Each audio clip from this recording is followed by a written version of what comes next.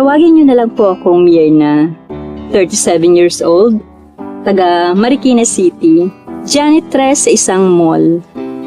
Dito ko nakilala si Miguel, isang security guard. Sa simula ng aming relasyon, magkaibigan lang ang turing namin sa isa't isa hanggang sa lumaon ay nahulog ang loob namin. Masaya na malungkot ang aming love story, Brother Bador. Babalikan ko ang aming relasyon taong 2018. Ganito po yun. Hoy, ang sipag mo naman. Lunchtime na. Hindi ka ba tumitingin sa orasan? Oh, 11:45 na. Ay, ikaw pala. Naging busy lang. Pahinga lang ako sandali. Gusto mo bang sumabay na sa akin? Tara. Naku, baka may magalit sa'yo. Awayin pa ako. Wag na, kasabay ko naman si Shirley. O, edi sabay-sabay na tayong tatlo. Walang magagalit sa akin. Baka sa'yo, meron.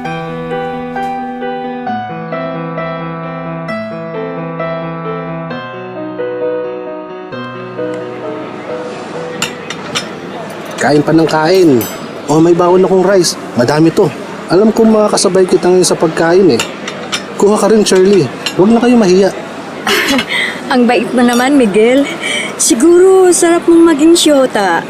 Di ba, Myrna? Huwag mong biruin ng ganyan si Miguel. Baka may magalit sa atin, no? Loka ka. Wala ah. Wala naman akong nakikitang kasabay niyan eh. Di ba, Miguel?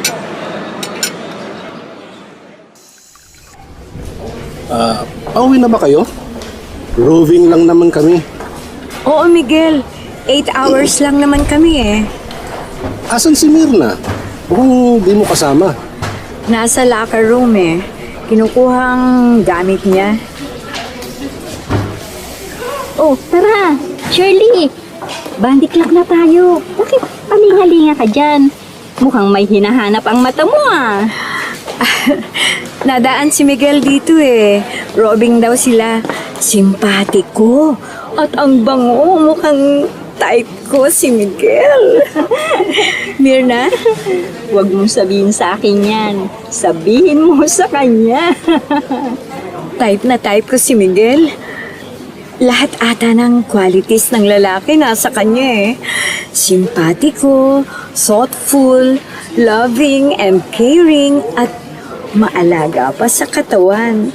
Siguro, pag naging kami, ang saya-saya ko. Shh! Huwag kang masyadong vocal sa nararamdaman mo sa kanya. Baka ma-discourage ka pag di kanya type. Eh bakit? Maganda naman ang lola mo ha.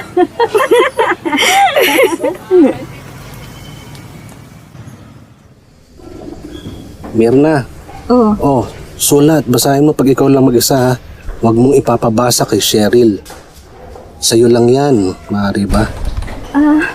oo, sige, salamat ha. Itatago ko muna to sa bulsa ko at mamaya sa locker room. Sa locker room ko na lang to babasahin. Oh, Myrna, saan ka punta? Sa baba, sa locker room, may kukunin lang ako. Magmamadali ako sa paglalakad, baka sumama pa to. Babasahin ko sandali itong sulat ni Miguel. Ano kaya itong nakalagay dito? Dear Myrna, sa una pa lang na makita kita, naramdaman ko na ang kakaiba sa'yo. Tumibok bigla ang puso ko di tulad sa ibang babae na parang wala lang. Mukhang mahal na agad kita eh. At nais ko sanang manligaw sa'yo kung di ka magagalit. Huwag mo kong tanggihan pag inaaya kitang sumabay kumain. Dahil dun ko lang napaparamdam sa'yo na gusto kita. Lagi kong ibig na kasama ka at kausap ka. Nagmamahal, Miguel. Labs na agad ako ni Miguel.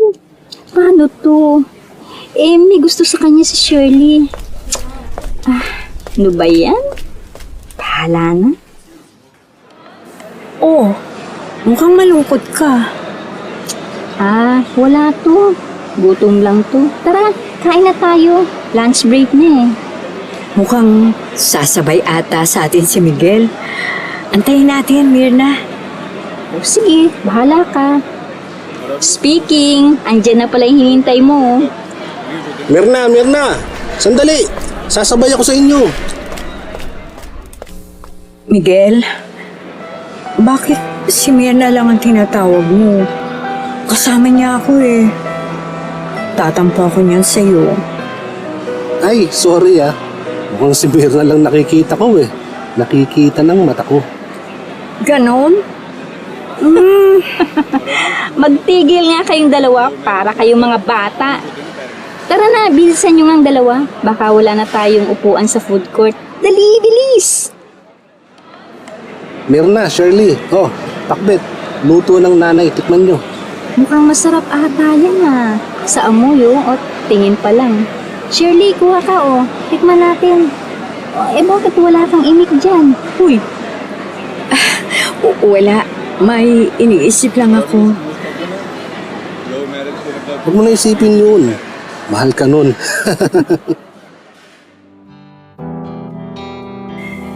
Brother Bador, lumamlam ang trato sa akin ni Shirley at lagi siyang malungkutin, lalo pat nakikita niyang kasama ako ni Miguel. Alam ko sa puso ko na nadismaya siya dahil nga hindi siya ang gusto ni Miguel kundi ako. Ipinabasa ko ang sulat ni Miguel sa akin upang malaman niya ang laman ng puso ni Miguel. Lumipat na ng trabaho si Shirley at doon ako nalungkot. Yung kaibigang itinuring ko, siya pala ang magiging karibal sa puso ko. Brother Bador, sa ngayon, mag-asawa na kami ni Miguel at may 3 anak. Maligaya ako sa piling ni Miguel. Higit ko siyang nakilala ng lubusan ng kami mag-asawa. Nagpapasalamat, Mirna ng Marikina City. Mapagpalang araw po sa ating lahat. Kumusta po kayo?